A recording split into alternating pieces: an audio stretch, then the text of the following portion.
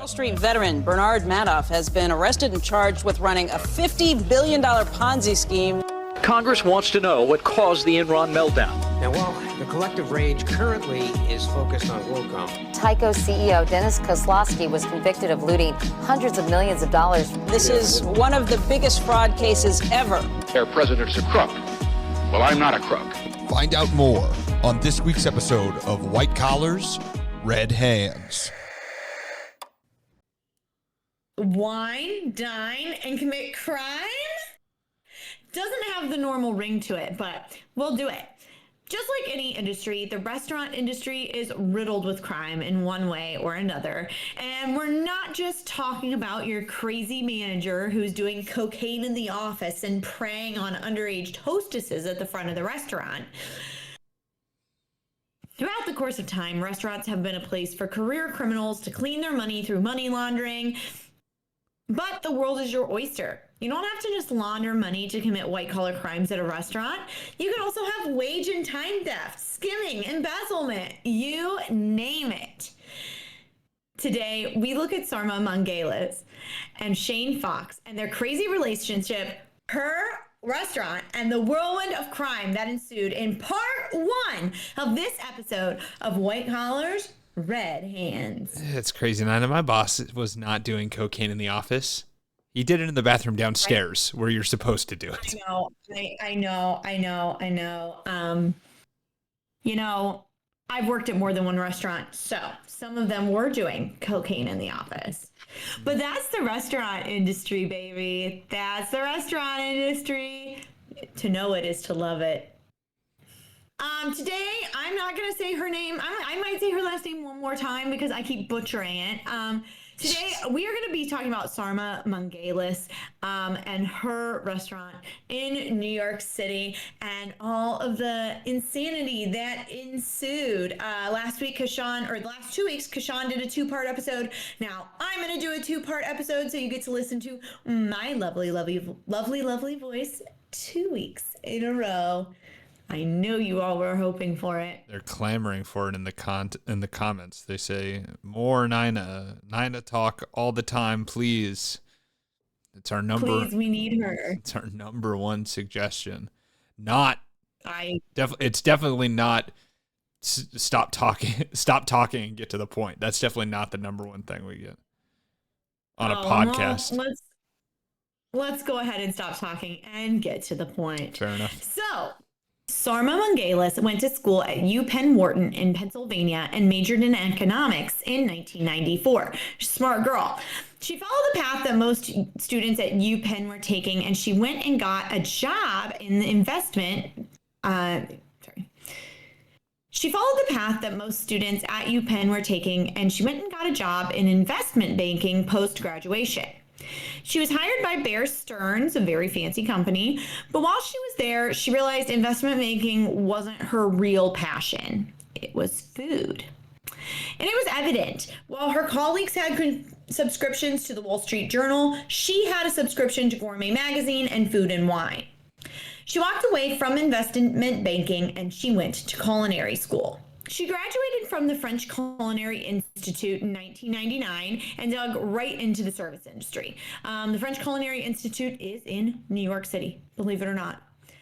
Sarma was passionate about food and loved to be experimental when it came to the dishes she created. And just like all of us, there were people in her world that she looked up to and admired. One of these people was Matthew Kenny. Matthew Kenny was a renowned chef in New York City. His restaurants were all the rage and people admired him. And he was cute too. Kenny was working on a cookbook and Sarma interviewed with him to work alongside him while he was writing this cookbook. And she was basically hired on the spot. And to be fair, every time I've been hired on the spot in the industry, it's been a red flag. But if you go to a restaurant and they hire you on the spot, you probably need the job, but maybe you should think twice about taking the job. Just saying. However, in this case, it wasn't really the case. It was only half true. But I'm just speaking from my own experience. The two not only collaborated in the kitchen, but in the bedroom as well. And no, they're not interior decorators. After they met, they started dating. And as they were dating, they decided to open a restaurant. They got a big time investor and they were cooking. The restaurant that they opened was called Pure Food and Wine, a raw vegan restaurant. Kashan's favorite. Served only raw vegan food. So legitimately, I'm imagining just a salad. I mean, what else could this possibly mean besides various forms of what could only be defined as a salad if none of it's cooked and it's all vegan? It's experimental, Kashan. You can only experiment so much with a salad. You've limited yourself to raw vegetables, basically, and fruits. Fruit? I said and fruits. You can make a fucking fruit salad. You know, that's what you have. You have salads of various types. Listen, the goal of the restaurant was to make vegan foods not seem weird. Okay? They failed. They failed already. It was high-end, fine dining, which means you were paying $53 for raw carrots and some balsamic vinegar. Which is a salad. Which is a salad. Which is a type of salad. And many said that it was ahead of its time. And you know what? It's... Kashan's so perturbed. Such a stupid idea.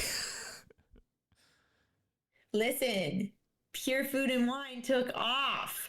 People were feeding over this place and even started getting attention of celebrities. Staff recall Owen Wilson coming in barefoot through the back and ordering a juice. He just walked through the back barefoot and then went to the front and ordered a juice. That's a health code violation. He was not the only celebrity to go there, though. Giselle and Tom Brady would come in. Even Bill Clinton came and ordered food at the restaurant. And the atmosphere was He didn't strike me as a salad guy. Kind of crazy. Everybody needs some rutabaga every once in a while, you know? Not raw. A raw asparagus. I saw a video where they were shaving raw asparagus. Yeah, it sounds bad. For what? I don't know. Well, maybe it had a date later. Ooh, ew. Because it's shaving. Yeah, but asparagus? Asparagus deserves love too, Nina. Come on. Okay. Well, the atmosphere of this restaurant was electric. Guests loved the restaurant. Employees found joy working there, and the job was more like hanging out with friends rather than going to work. It was an amazing place. Though the restaurant was doing amazing and everyone seemed to love it, things weren't always as they appeared in the back of house. See what I did there? The restaurant wasn't making quite as much money as it appeared. And just to note, this is extremely normal. Restaurants don't normally make a profit until about 3 to 5 years of... Restaurants don't normally make a profit until about 3 to 5 years in business on average. So it's not shocking that they weren't turning a profit at this point. However, Matthew Kenney wasn't making things any easier. He was known around New York City for not being a good businessman and not paying his bills. And Sarma was much different. She was much more conservative and cautious when it came to money. The two started clashing, making the atmosphere inside the restaurant tense. This ended up leading to them breaking up. Much like a couple that moves in together and then can't leave as soon as they break up, Matthew and Sarma had an entire business together and they were both legally tied to it, so they couldn't just walk away. After some deliberation and talks with their main investor, Sarma ended up keeping the restaurant. Sarma bought the restaurant outright for $2 million, putting her $2 million in debt without ever running a restaurant on her own. However, Sarma was determined to make Pure Food and Wine a success and poured her heart and soul into the business.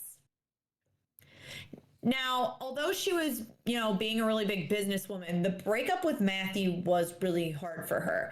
She went through the typical mourning of the relationship, also mourning the potential relationship she could have had with none other than Alec Baldwin. Alec Baldwin would frequent the restaurant and he wanted to date Sarma, but Sarma was in a relationship with Matthew. And she was also like, Alec Baldwin's too old for me. I can't date him. Well, then he ended up meeting his wife, Hilaria, at her restaurant, at Sarma's restaurant. And she's younger than Sarma. So it would have been fine. Well, I mean, it might be crass to say, but I think Sarma dodged a bullet. In some ways. No, because Alec Baldwin shot that lady. No, it took me a second, but yeah. In some ways, dodged a bullet. Yes. She could have been catering Russ that day. You might not know. You never know. You never know. But Sarma kind of falls into a depression and she ends up getting a dog. She was able to turn her extroverted side on for the restaurant, but behind closed doors, she was introverted and sad. But her days of sadness were about to turn around. She soon became acquainted with a man named Shane Fox, who she had met on Twitter. Sarma first saw Shane because he was interacting a lot with Alec Baldwin's tweets. His witty sense of humor and quick bits were what made Sarma fall for him. The two decided to get hot and spicy, and they took this flirtation over to Words with Friends, where their attraction bloomed. Nothing says sex appeal like crossword puzzles with strangers over the internet. I think the only sexier game to play with a potential lover is Farmville. Wait, I thought you were making like a joke. They actually like started playing Words with Friends. Like that's how they were talking. This story's just as boring as her fucking restaurant. Oh yeah, I make raw vegan food every day, and then I come home and for a little spice, I jump on online Scrabble with the guy I'm interested in. If she wasn't on this episode, I'd assume nothing interesting ever happened. You're wrong, because a lot of interesting things ended up happening. Now, in the year 2026, it's not uncommon to hear that someone met their significant other on the internet in some way, shape, or form, either with Instagram or Hinge or Footfinder. Many people find their soulmates online. However, back in the early 2010s, this wasn't as common. Friends and family were surprised to hear that she was finding love on Words with Friends, but Sarma was sure that Shane was the one.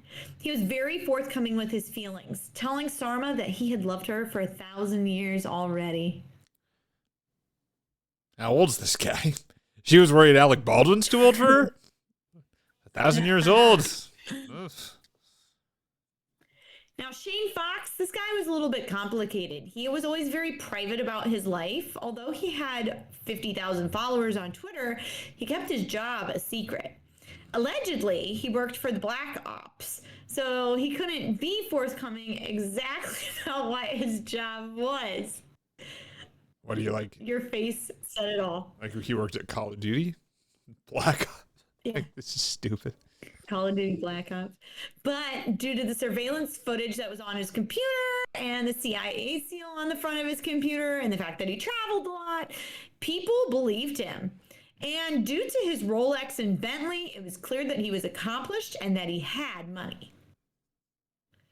Which I didn't really think government jobs paid you quite that well. That's what I was going to say. I wouldn't expect someone who works in Black Ops to have a Rolex and a Bentley. No, but... when you're in love. You have to exploit the working class a little bit more than that to afford a Rolex and a Bentley, okay? Although Sarma was excited about the relationship, she was hesitant to showcase him to her friends and family, to the point that when she first introduced him to coworkers, she told them that he was her cousin.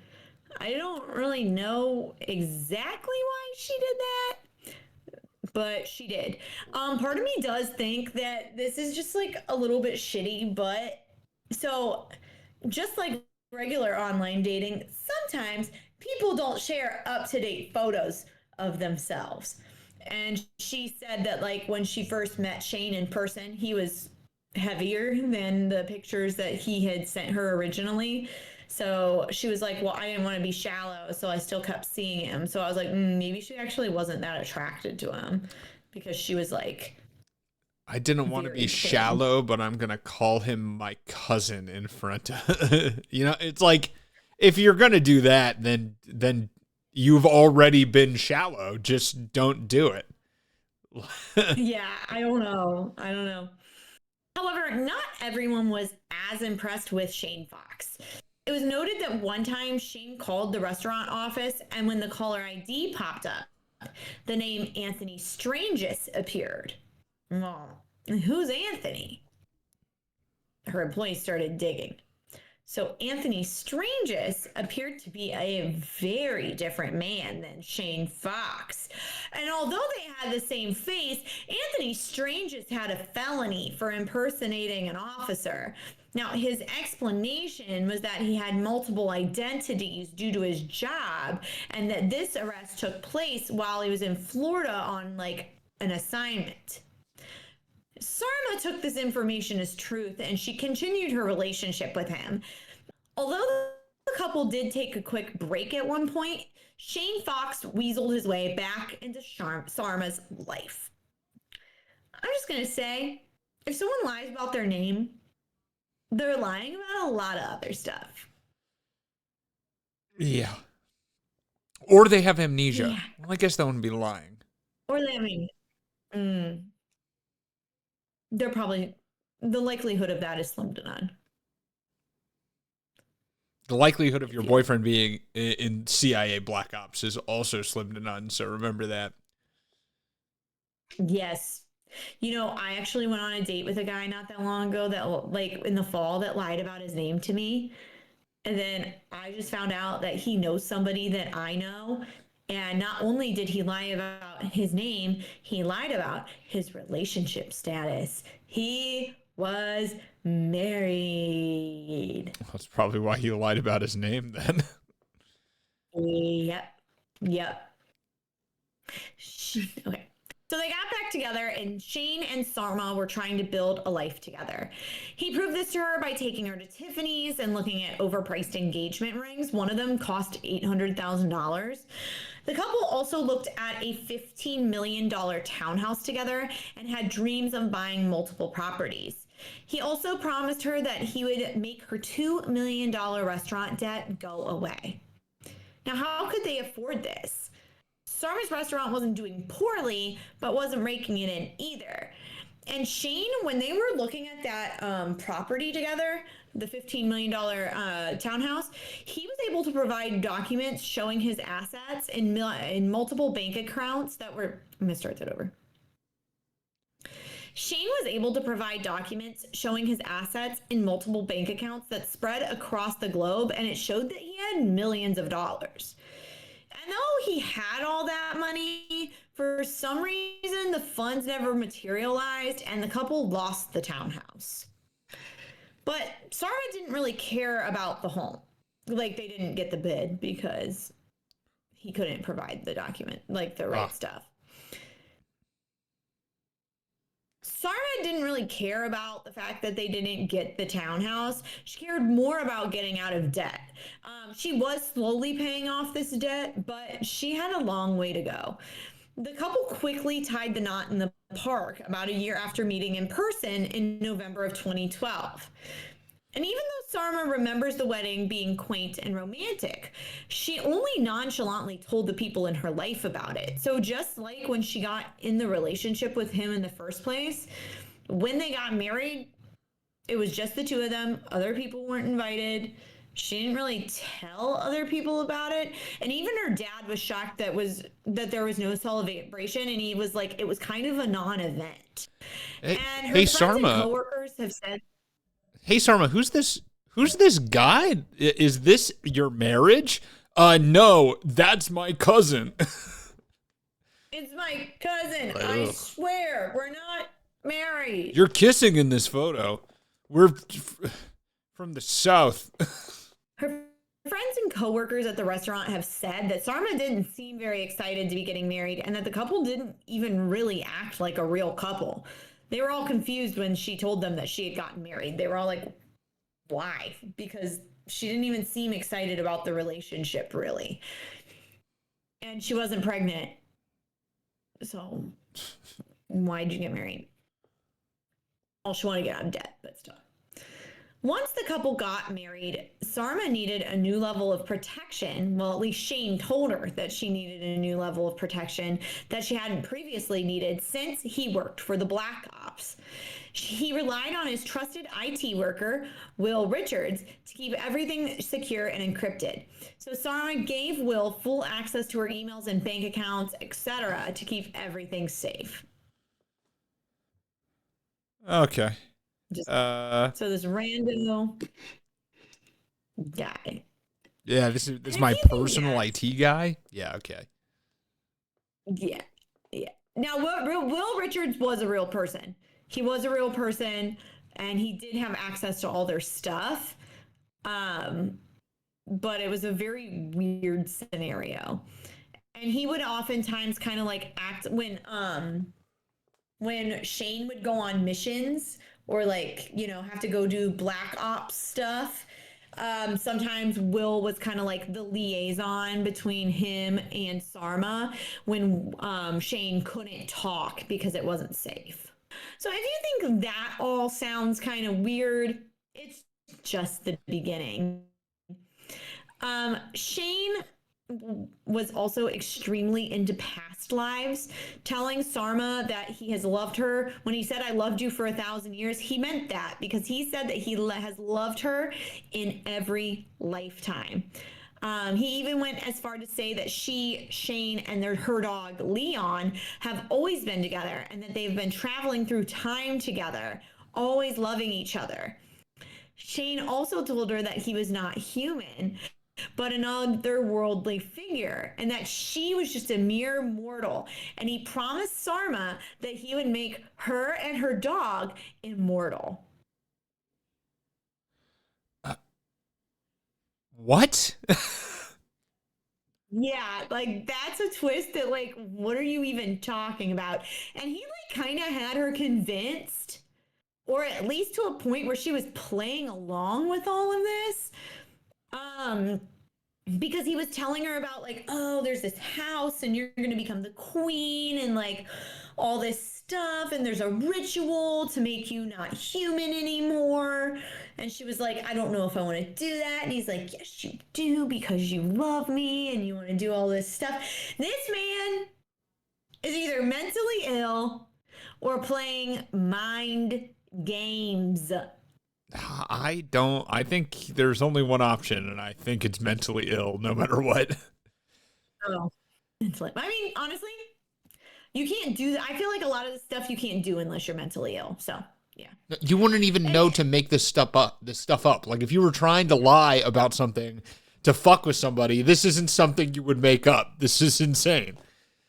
Because you'd think a normal person, like if you were normal and you're trying to come up with something to make up and you decided on this, you'd be like, no, I'm normal. So I know any normal person will find this way too insane to believe.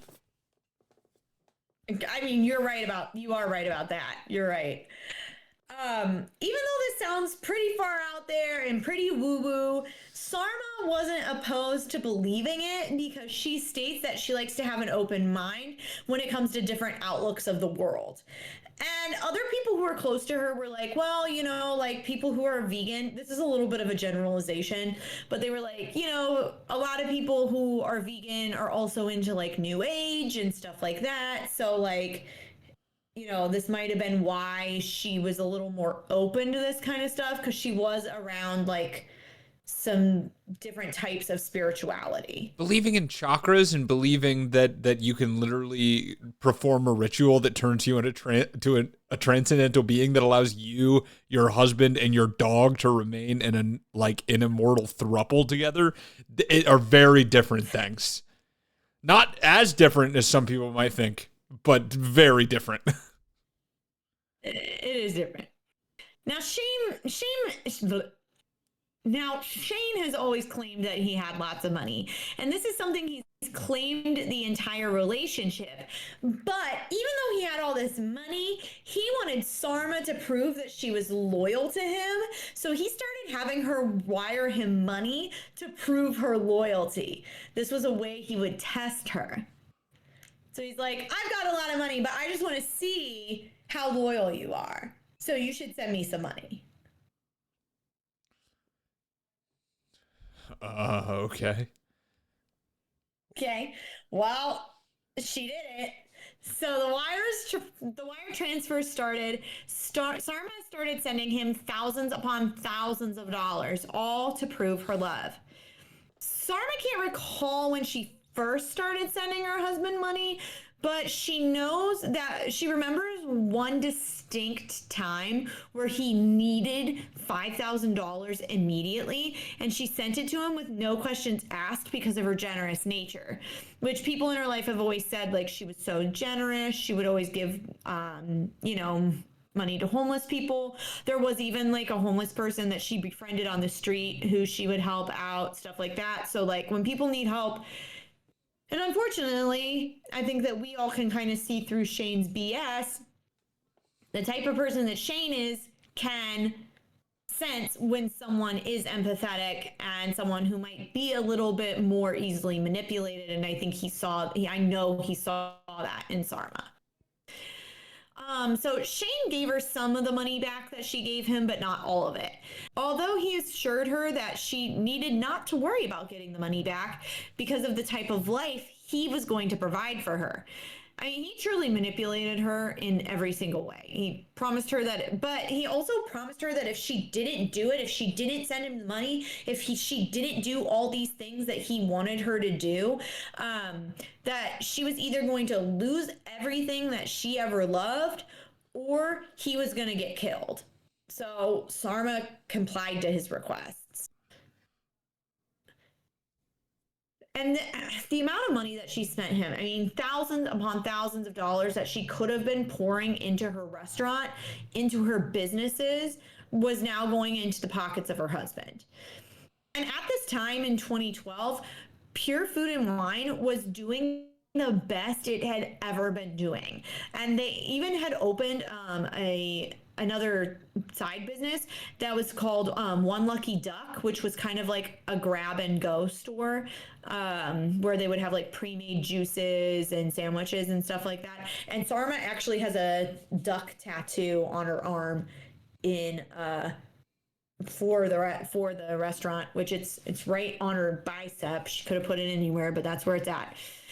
And Pure Food and Wine and One Lucky Duck were doing so well that talks of expansion were happening. And not just in the United States, but across the globe. Japan really wanted to open one. I think they were even looking in the UK. There was definitely talks of her opening in Los Angeles. I mean, even though we are laughing about her raw food concept, people were interested in it.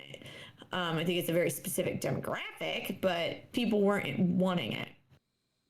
And it wasn't out of the reason to do an expansion. Pure Food and Wine was doing around 300 covers, which if you're not in the restaurant industry, that means about 300 guests or more per night. And they were about $7 million in gross sales per year. So they were turning a profit. They were doing well.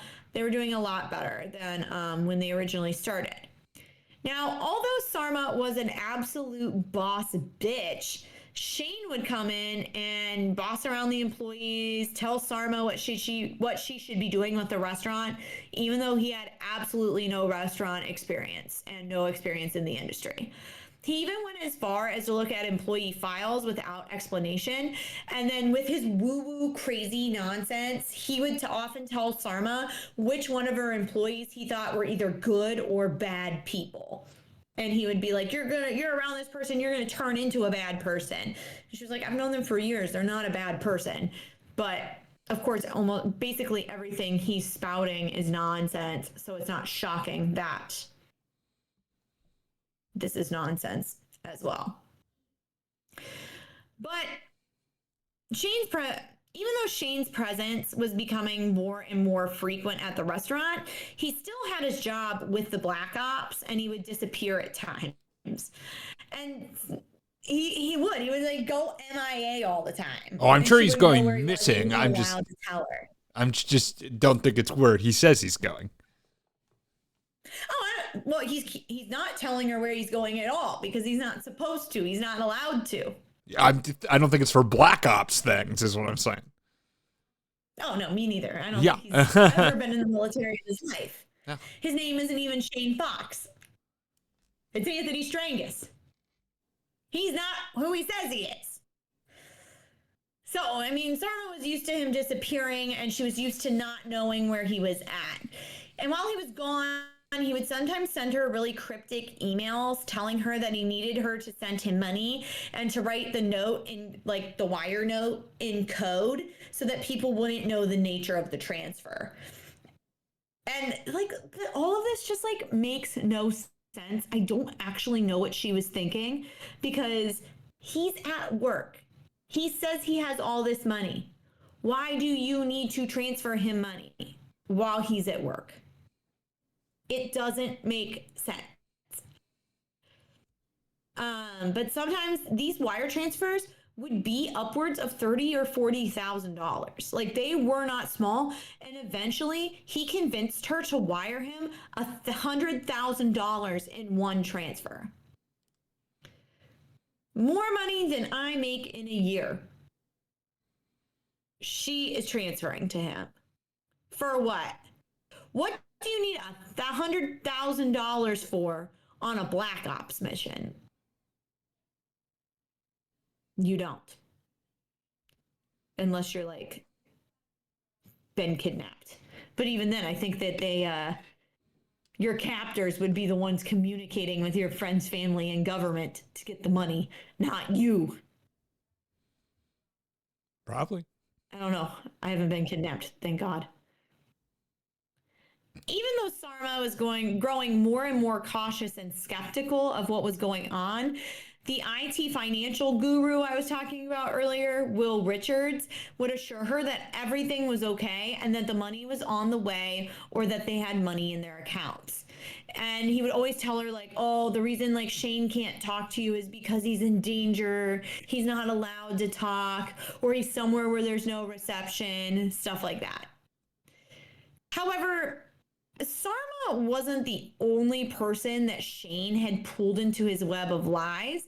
He also lured in a bartender from a local bar that he would frequent, and he got him to also do business with him. And so basically Shane had told this bartender that he and Sarma were going to open up a juice bar and that he really wanted him to get in on it with him. And so this bartender ends up agreeing to it. He thought that he was a cool guy, believed everything he was telling him, and he gave him $35,000 as an investment. However, he didn't sign any paperwork, which why would you hand over $35,000 with no paperwork? Now, this bartender started sensing that Shane he saw it, Sarma's coworkers saw it, and had suspected that Shane wasn't who he said he was.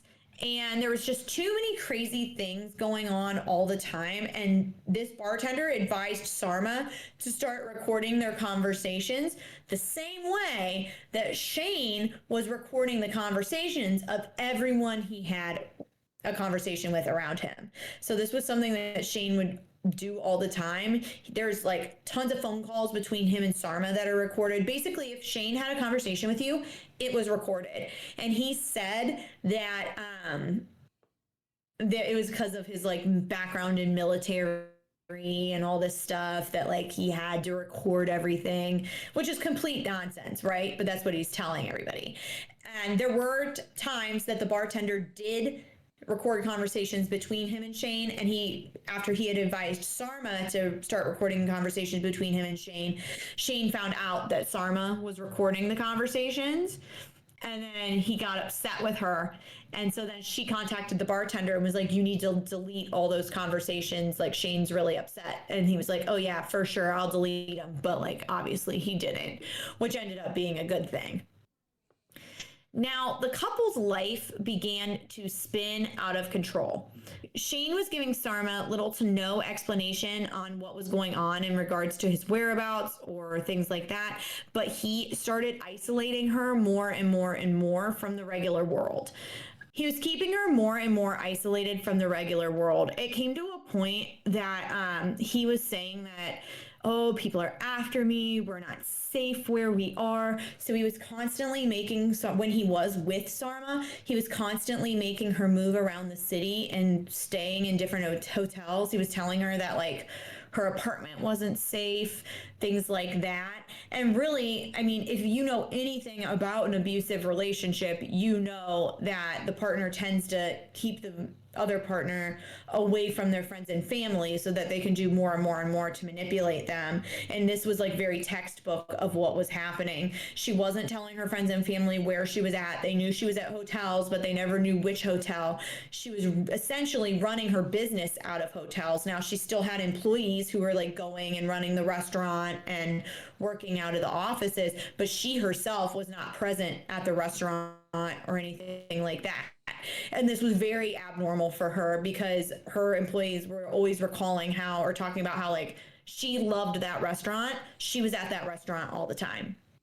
And as a restaurant owner, you do typically, I mean, depending on the structure of your restaurant, but especially given the fact that she was a standalone single restaurant at that time, she would be there constantly.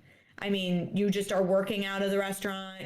You're everything. As a restaurant owner, you are every part of that restaurant. You can be bartender, you can be busser, you can be host, you can be manager. Like, it just depends on the day, especially when it's a smaller restaurant like that. So the fact that she wasn't at that restaurant really showed how much control that this man had taken over her. And Sarma says that the situation was a complete nightmare, but she had a really hard time accepting the fact that the man who she loved was a con man and dangerous. She would also have to accept that this man was stealing her money, and I don't think at that time she was wanting to do that. Between 2012 and 2014, Sarma had sent Shane $1.7 million. I'm surprised she even has that much money just owning even a very popular restaurant. Like, that is not disposable income she probably had. No, it 100% wasn't. And we're going to talk about this a little more next episode, but she definitely was, her take home wasn't $1 million from that restaurant at this point.